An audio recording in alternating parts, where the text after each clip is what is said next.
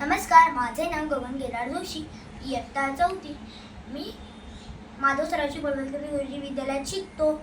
मी पुण्यात राहतो. आज मी तुम्हाला श्री रामदास स्वामींनी लिहिलेल्या मनाच्या श्लोकातील 32वा श्लोक सादर करून दाखवणार आहे.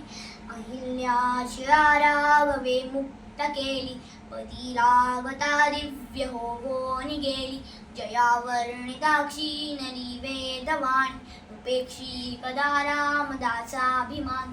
अर्थ: अहिल्या ही गौतम ऋषींची पत्नी होती. गौतम ऋषी आश्रमात नसताना इंद्राने अहिल्याला फसवले. हे गौतम ऋषींना कळताच गौतम ऋषींनी अहिल्या व इंद्राला शाप दिला. अहिल्या शिळा होऊन पडली. इंद्राची काया भंगांकित झाली. त्रेतायुगात श्रीराम व लक्ष्मण त्यांचे गुरु विश्वामित्रांबरोबर मिथिलेला जात होते.